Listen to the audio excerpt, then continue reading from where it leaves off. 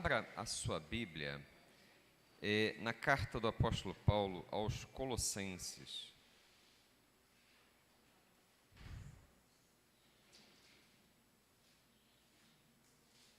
Irmãos, grande parte do Novo Testamento foi escrito pelo apóstolo Paulo. Dessas partes, 13 cartas, dentre as quais se encontra a carta aos crentes da cidade de Colossos, também conhecida como aos Colossenses. O texto, no capítulo 3, começando ali no versículo 5,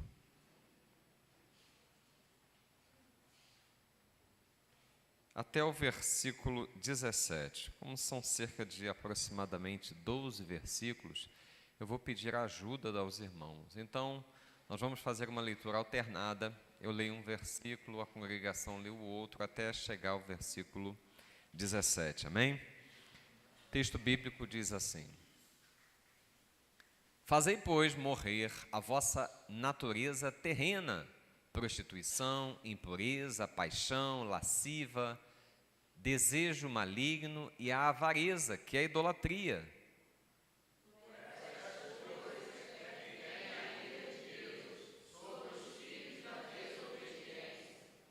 Ora, nessas mesmas coisas andastes vós também noutro tempo, quando vivíeis nelas.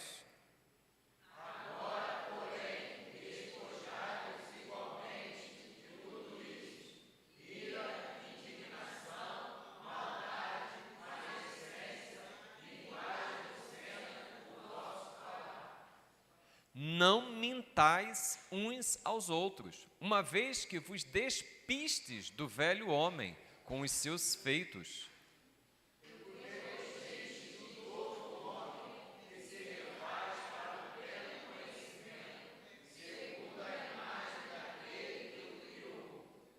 No qual não pode haver grego nem judeu, circuncisão nem incircuncisão, bárbaro, cita, escravo, livre, porém Cristo é tudo em todos.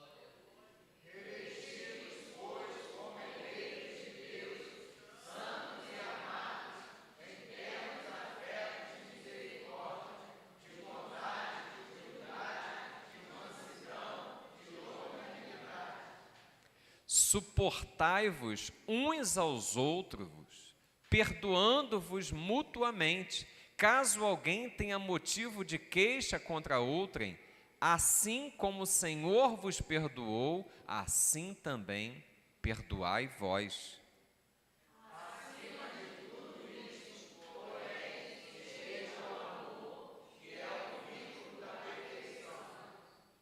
Seja a paz de Cristo o árbitro em vosso coração, a qual também fostes chamados em um só corpo, e sede agradecidos.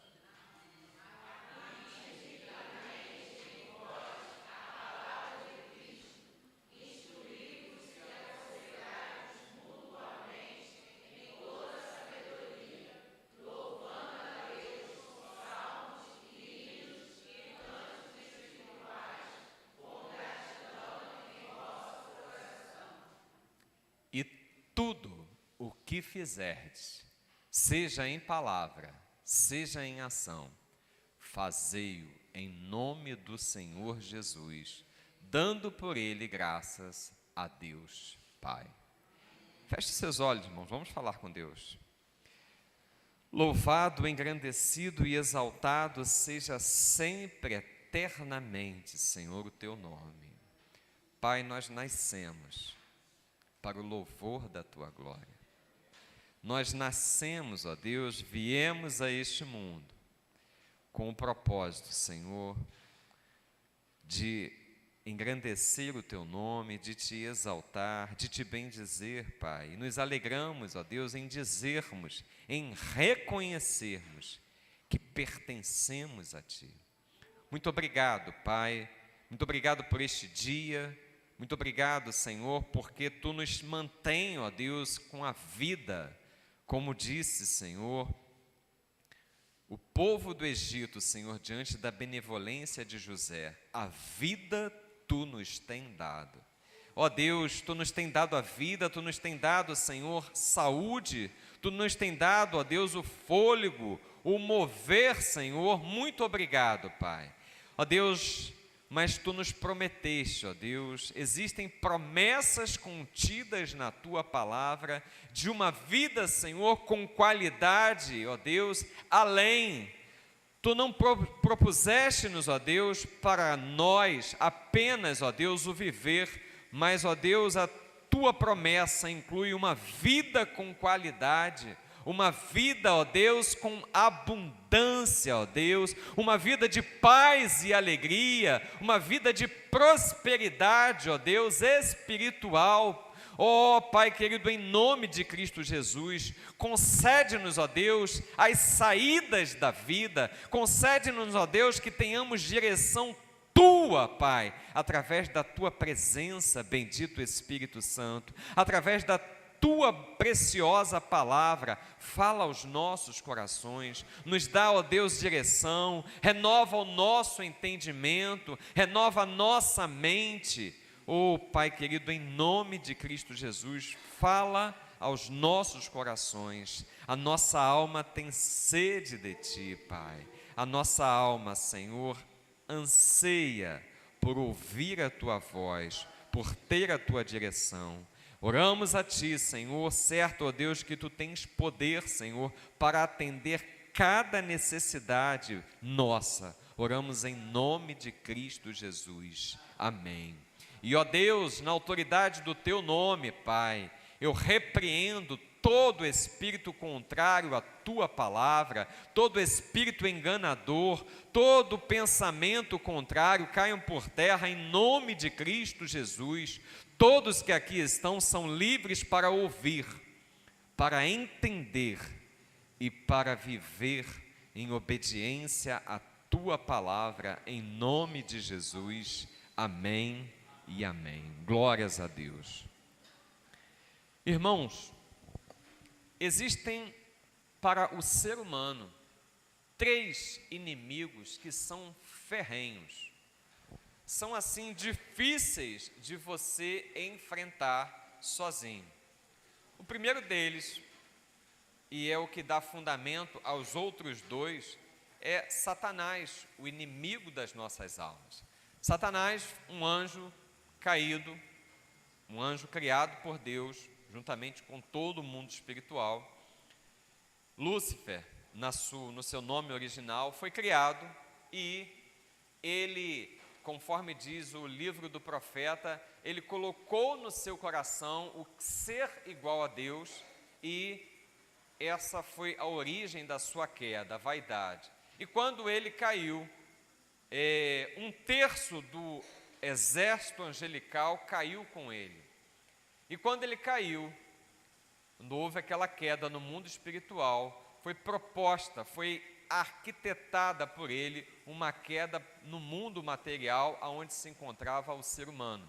Então Satanás, desde o Éden, quando ele enganou a mulher, quando ele enganou Eva e Adão, ele se colocou ali como inimigo do ser humano. Irmãos, o diabo, Satanás, ele não brinca de ser diabo.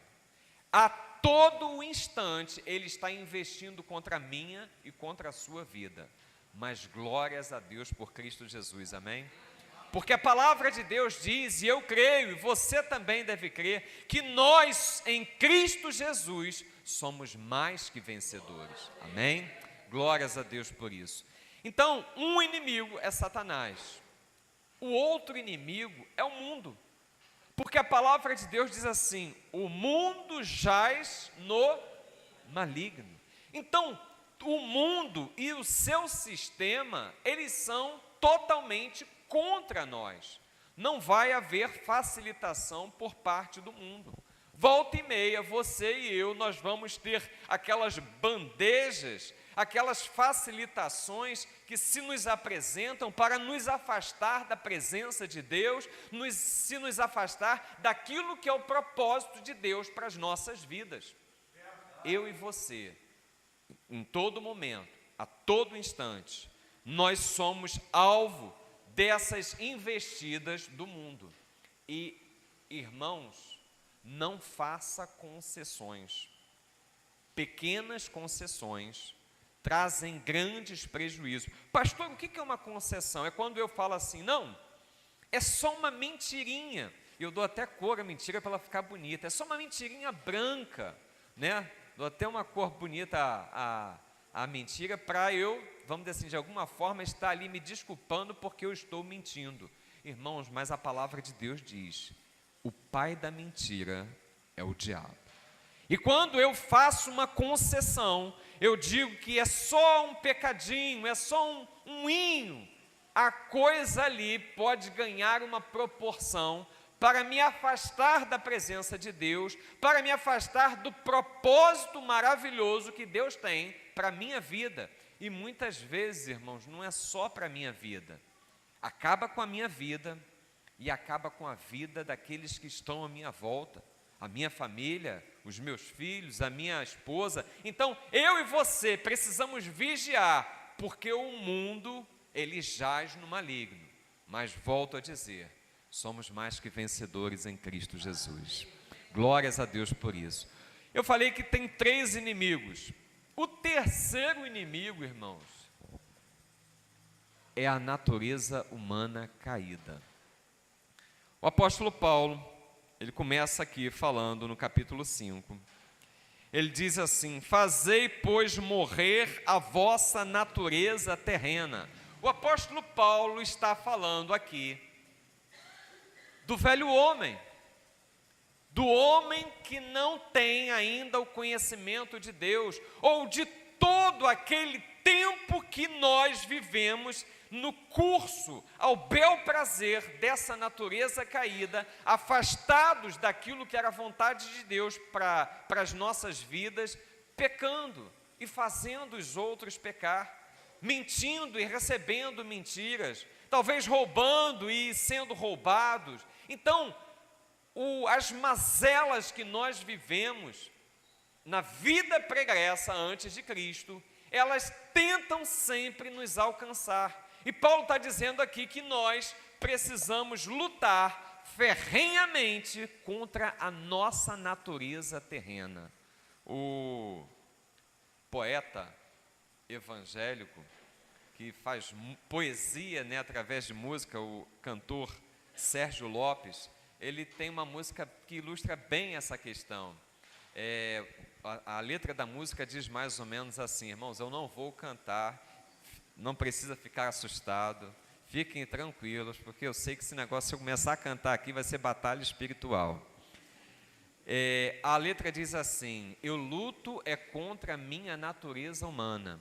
Então, a natureza nossa, a natureza humana, ela foi corrompida no Éden, mas glórias a Deus por Cristo Jesus, que veio restaurar todas as coisas. E é dessa questão que o apóstolo Paulo está falando nesse texto. Eu e você precisamos vigiar continuamente contra essa natureza caída. Por quê? Porque o velho homem, quando nós aceitamos a Cristo Jesus, é o símbolo do batismo nas águas. Ele morre, né, é sepultado ali na água, né, é o símbolo do batismo. Quando nós emergimos da água, é como se nós estivéssemos nascendo agora para Deus. Mas essa natureza humana, esse velho homem, volta e meia, ele quer tomar conta, ele quer ficar em evidência na sua existência e na minha existência. É disso que o apóstolo Paulo está falando. Então, ele diz, fazei, pois, morrer a vossa natureza terrena. E aí ele vai elencar o que está envolto desta natureza terrena. Prostituição, impureza, paixão lasciva, desejo maligno, avareza, que é a idolatria, e aí ele diz, por essas coisas é que a ira de Deus, né, vem sobre os filhos da desobediência. E nas mesmas coisas andastes, né, vós também no outro tempo, ou seja, me converti a Cristo. Mas existe todo um histórico, alguns poucos anos, alguns muitos anos, no meu caso foram 19 anos, aonde eu andei afastado daquilo que era da vontade de Deus para a minha vida. Tem gente que se converte com 50, 60, 70, tem gente que se converte já no final dos seus dias, e é difícil você abandonar velhos hábitos, eles tomam conta, eles querem, mas irmãos, há poder no sangue de Jesus, há poder no sangue de Jesus. O sangue de Jesus vertido na cruz do Calvário tem poder para libertar, tem poder para curar, tem poder para subjugar o inimigo das nossas almas, que já está derrotado em nome de Cristo Jesus. Então, Paulo está dizendo isso, olha, vocês viveram, nós vivemos nessa natureza corrompida, nessa natureza terrena, outrora, mas agora eu não preciso mais viver assim, você não precisa mais viver assim, porque nós temos Cristo Jesus. E aí, no versículo 12, ele vai dizer assim, olha, versículo 10, no versículo 9 ele vai dizer, olha, não mintais mais uns aos outros, né, já vos despistes do velho homem com seus feitos.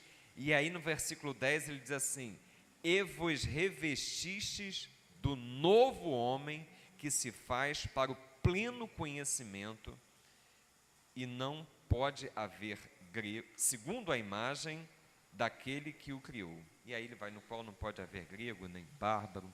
Então, como é que nós nos despimos do velho homem e nos revestimos de Deus? É essa a tônica da mensagem que a gente quer refletir nessa noite. Revestindo-nos de Deus. É o que Paulo está dizendo aqui para mim e para você. É necessário que nós nos revistamos de Deus. Irmãos, toda essa mazela, mentira, prostituição, idolatria, nos acompanhava antes de Cristo Jesus. O apóstolo Paulo está dizendo que eu e você precisamos abandonar. Em outro texto, Paulo fala assim, olha, despojai-vos. O que são despojos? Despojos, eles são restos de guerras, são sobras da guerra. Despojos são aquilo ali que você não foi destruído na guerra, ou foi destruído. Existem despojos que você pode utilizar, aproveitar, e existem despojos que não vão servir para nada. Quando Paulo fala assim, despojai-vos do velho homem, ele vai estar dizendo o seguinte, existe uma guerra que é travada dia a dia. O novo homem que nasceu em Cristo Jesus, o novo ser humano que você se tornou em Cristo Jesus, ele trava uma guerra com o velho homem, com o velho ser humano, e nessa guerra nós precisamos nos despojar de algumas coisas. E ele está falando que estas mazelas, estas coisas ruins, comportamentos que não edificam a nossa vida, precisam ser abandonados. O apóstolo Paulo, ele fala em uma das suas cartas, não saia da vossa boca nenhuma palavra torpe, nenhuma palavra torpe.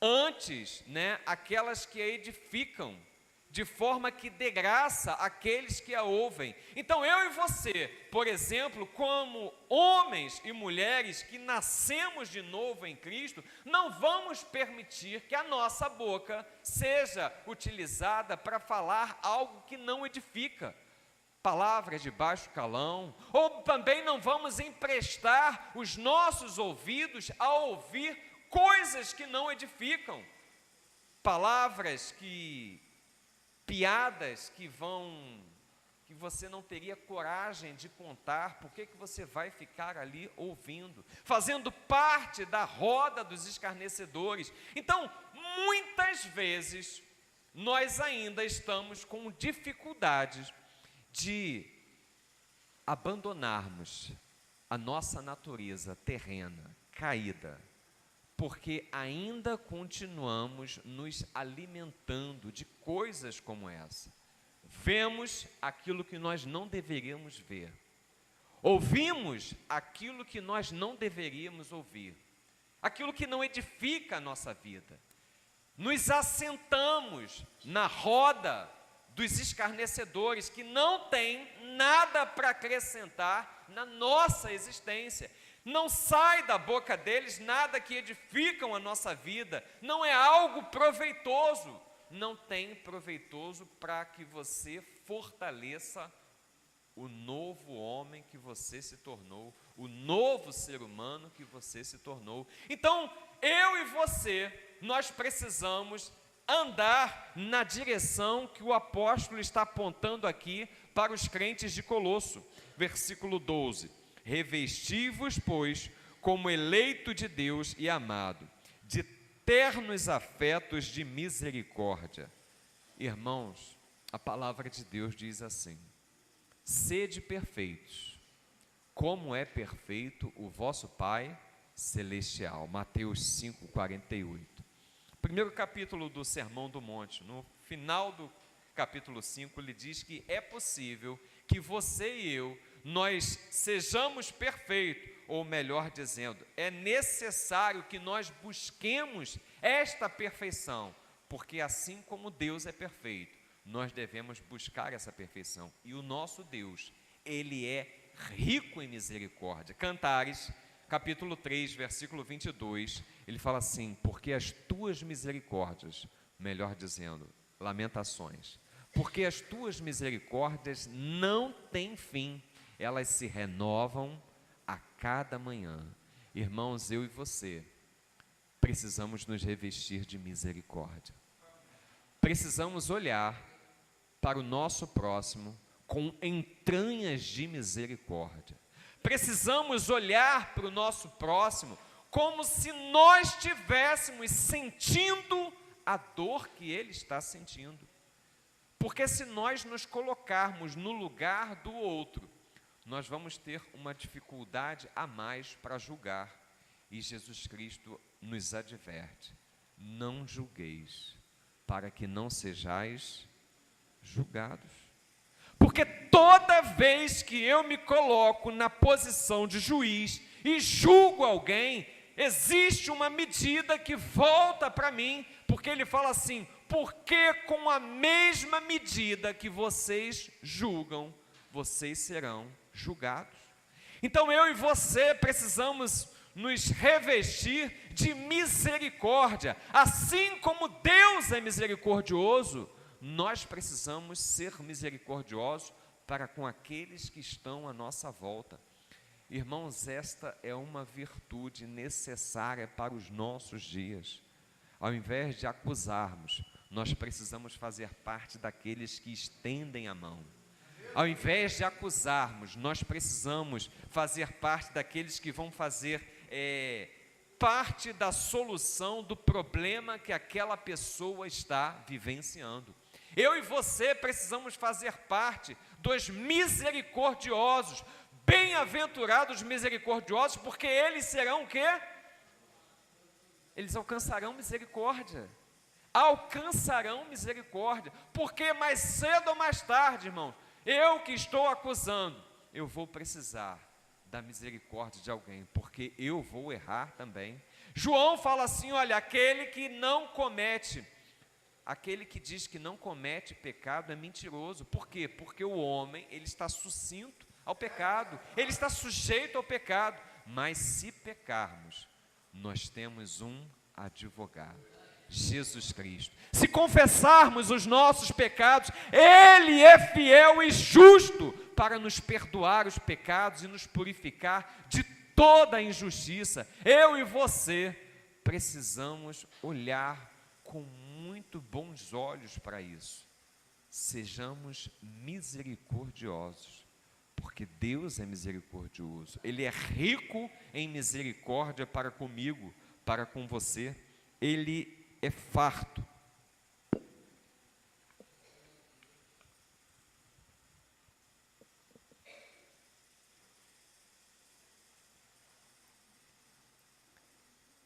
E ele continua no texto dizendo: revesti-vos, pois, como eleitos de Deus, santos e amados, de ternos afetos de misericórdia.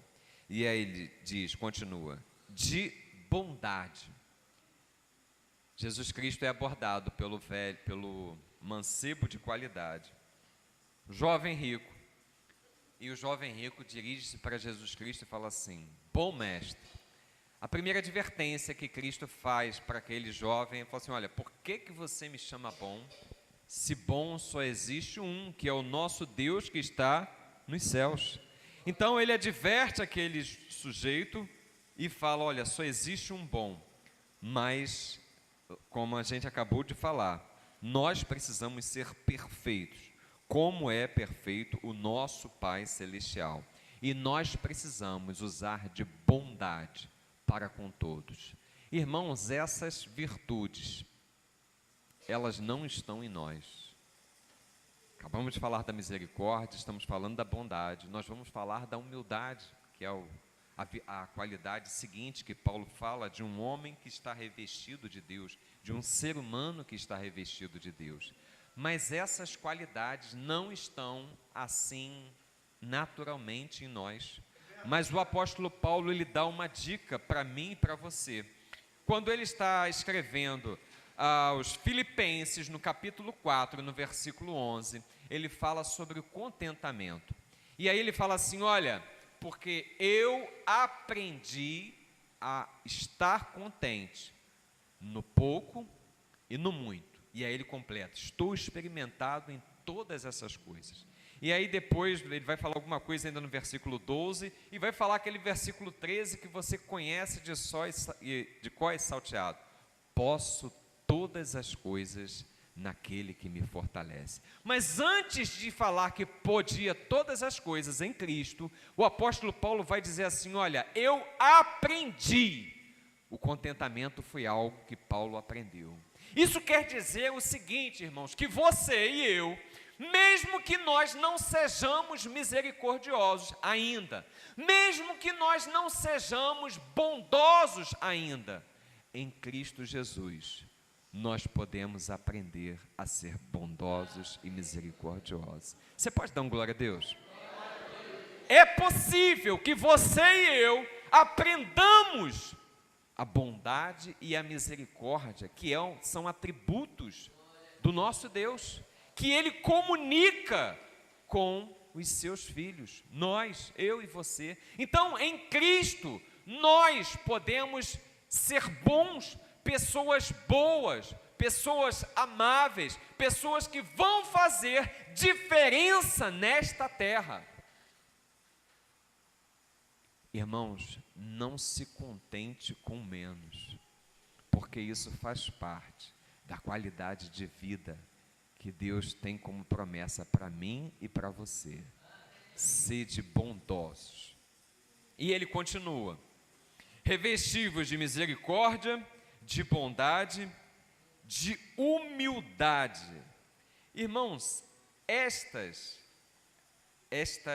qualidades, elas frutificam, são possíveis de ser aprendidas, porque numa análise assim bem rápida, elas são fruto da presença do Espírito Santo de Deus em nós. Eu e você quando aceitamos a Cristo Jesus como Senhor e Salvador das nossas vidas, o Espírito Santo de Deus passou a habitar em nós. Irmãos, Deus não habita em templos feitos por mãos humanas. Essas paredes são só paredes. Deus está neste lugar porque você e eu estamos aqui, amém? Então, o Espírito Santo de Deus que habita em você, porque você levantou a sua mão para Cristo Jesus, aceitando Ele como Senhor e Salvador da sua vida. O Espírito Santo habita e Ele é quem vai formando Cristo em nós. Essas virtudes, eu e você, quando nós buscamos na presença de Deus, nós vamos nos revestindo de Deus. É muito importante que você e eu, nós compreendamos, assim, a relevância, a importância de revestirmos-nos de Deus. E aí ele vai falar da humildade. Irmãos, o nosso maior exemplo de humildade é o Senhor Jesus. O apóstolo Paulo, escrevendo aos Filipenses, no capítulo 2, ele fala assim, olha, não teve por usurpação, falando de Cristo, o ser igual a Deus. Antes humilhou-se a si mesmo, desceu da sua glória, tomando a figura humana, encarnou na figura humana e foi até a morte, obediente até a morte, e morte de cruz. Pelo que Deus também o exaltou. Irmãos, é essa a questão que eu e você precisamos compreender. Cristo Jesus foi obediente até a morte, morte de cruz. Ele foi obediente fazendo tudo aquilo que era a vontade de Deus. E aí o apóstolo diz, pelo que também Deus o exaltou. E lhe deu o nome que está sobre todo nome, para que ao nome de Cristo Jesus se dobre todo o joelho. Irmãos, se Deus exaltou a Cristo pela sua obediência, o que Ele não quer fazer com você? O que Ele não quer fazer comigo?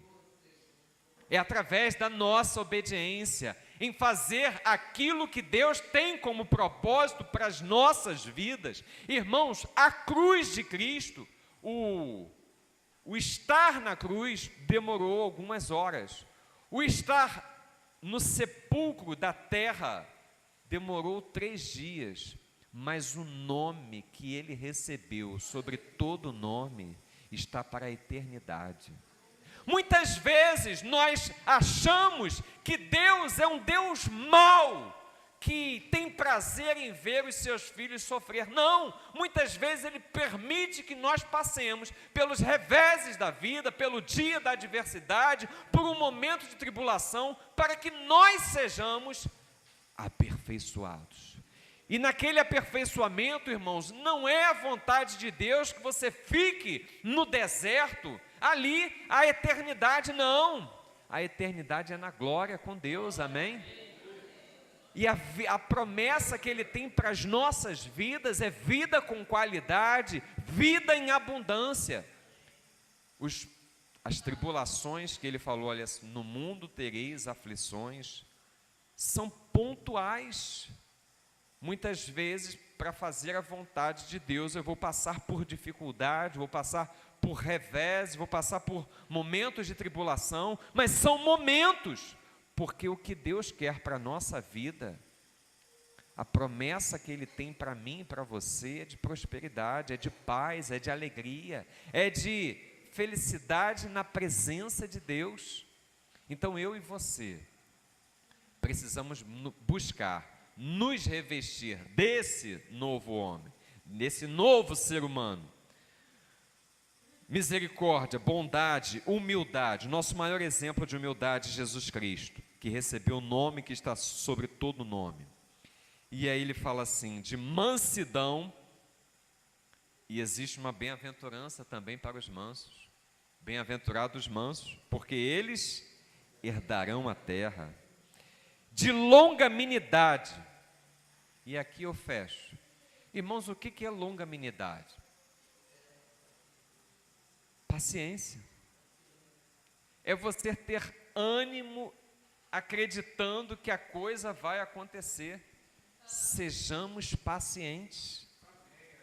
Longanimidade é uma virtude, é uma qualidade do Espírito Santo, que está lá também em Gálatas capítulo 5, versículo 22. É fruto da presença do Espírito Santo em nossas vidas. Mas eu e você precisamos nos revestir de Deus, porque, irmãos, se nós não estivermos revestidos de Deus, a nossa justiça, ela não entra nos céus.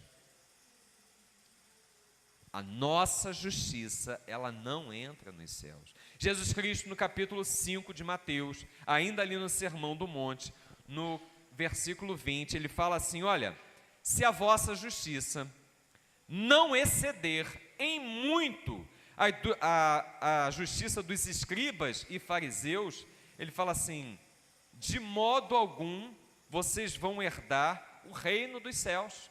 Então a minha justiça e a sua justiça só conseguem exceder a daqueles homens quando nós nos revestimos de Deus.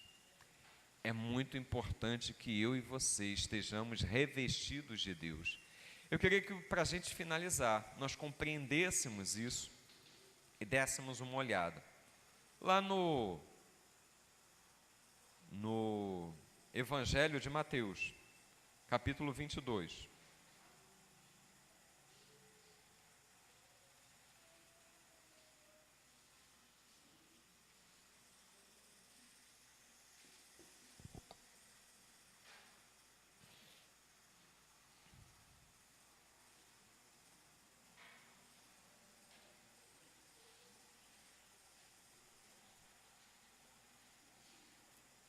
Uma das parábolas do reino.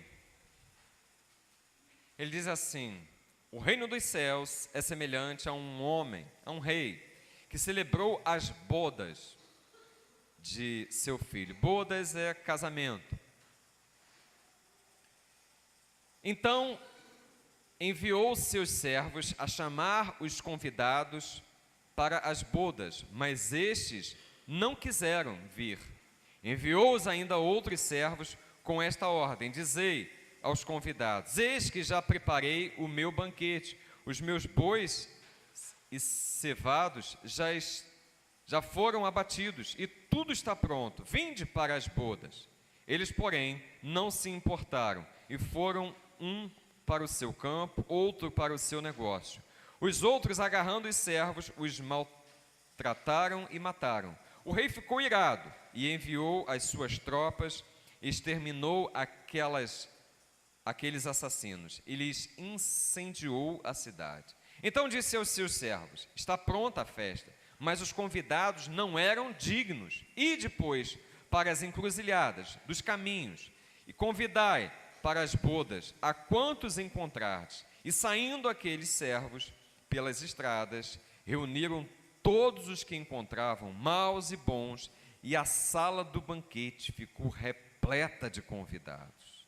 Entrando, porém, o rei, para ver os que estavam à mesa, notou ali um homem que não trazia veste nupcial.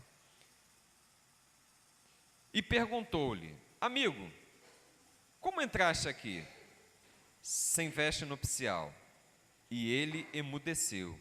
Então ordenou aos serventes: amarrai-o de pés e mãos e lançai-o para fora nas trevas. Ali haverá choro e ranger de dentes, porque muitos são chamados, mas poucos escolhidos. Irmãos, essa boda, ele está falando, essa parábola, ele está falando para os judeus. Está falando para os judeus que eram os convidados iniciais ali para o reino, e eles não quiseram. E ele estendeu o reino, a todos aqueles que não tinham nem sequer qualificações. O texto diz assim: olha, passa pelas encruzilhadas, chama bons e maus. E a interpretação, os estudiosos, interpretando essa parábola, era costume de quem promovia a festa oferecer as vestes para que as pessoas pudessem entrar na festa. E aí, mesmo com essa oferta de novas vestes, de vestes adequadas, vestes nupciais para participar das bodas, existia ali, no meio daquele banquete, um homem que não estava com traje nupcial.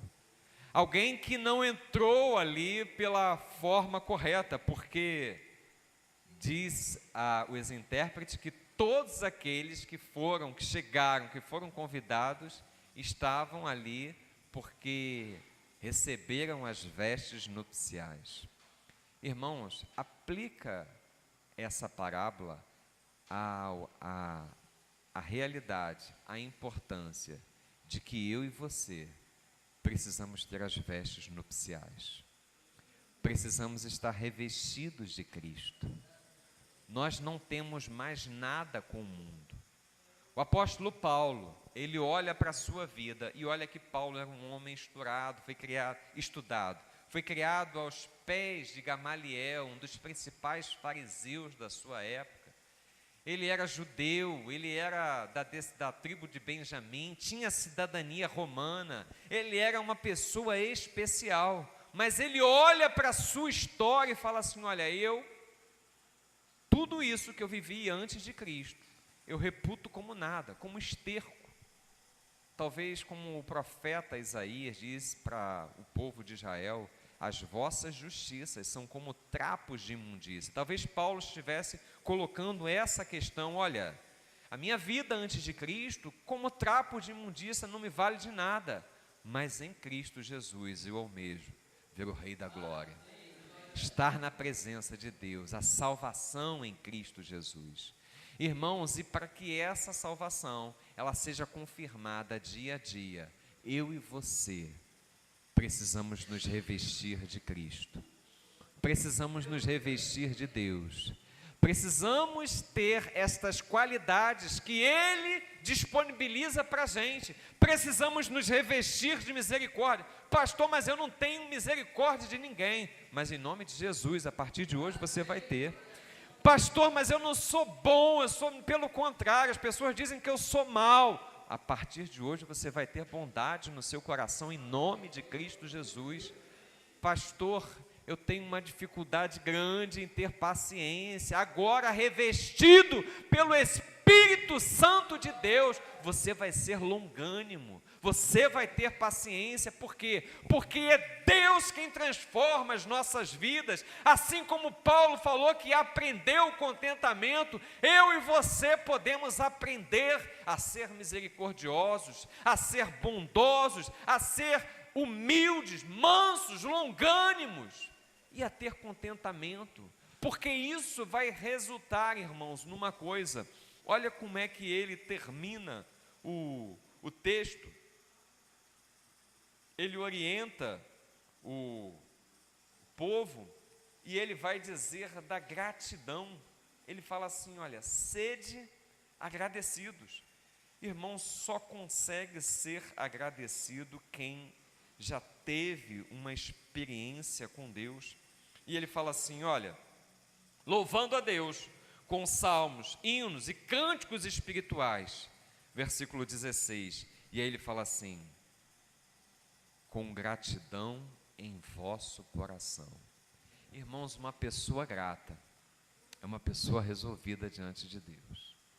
Uma pessoa grata é uma pessoa que tem uma experiência com Deus. Uma pessoa grata é uma pessoa que resolveu olhar para a vida, não por aquilo que ela não tem, mas ela resolveu agradecer a Deus aquilo que ela tem. Você tem a vida, irmãos. Você tem a vida. Dê assim uma inspirada, faça assim, ó, enche os teus pulmões de ar, faça assim, ó. Você está vivo. Você pode agradecer a Deus por isso? Glórias a Deus. Você tem a vida. Olha para a vida pelo que você tem, por aquilo que você já conquistou em Cristo Jesus. Não fica olhando por aquilo que você ainda não tem, ou por aquilo que está te faltando. Deus é poderoso para suprir todas as suas necessidades, em glórias em Cristo Jesus.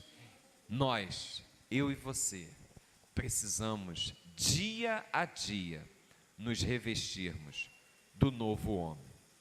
E ele fala: habite ricamente em vós a palavra de Cristo, instruí-vos e aconselhai-vos mutuamente em toda a sabedoria. Então eu e você precisamos nos voltar para as coisas de Deus. Palavra, hinos e cânticos espirituais. Irmãos, você e eu não temos mais nada a ver com o mundo. O mundo passa e a sua concupiscência, mas aqueles que fazem a vontade de Deus permanece eternamente. Então eu e você não temos mais nada a ver com o mundo. Cânticos e hinos espirituais, cânticos e hinos que falem de Deus, cânticos e hinos que tragam algo de Deus para a sua vida, que você sinta a inspiração do Espírito Santo de Deus naquela canção, que vai trazer algo bom para a sua vida. Porque, irmãos, cantar uma música do mundo, você fica na dúvida eterna de quem foi que inspirou aquela música. Porque assim como cânticos e hinos espirituais são inspirados, as pessoas são envolvidas, iluminadas pelo Espírito Santo de Deus, eu creio também que outras fontes podem ter outras inspirações. Então, eu e você precisamos fugir de toda a aparência do mal, revesti-vos de Deus, amém? Você recebe essa palavra? Diga assim: eu recebo em nome de Jesus. Fica de pé, vamos louvar a Deus.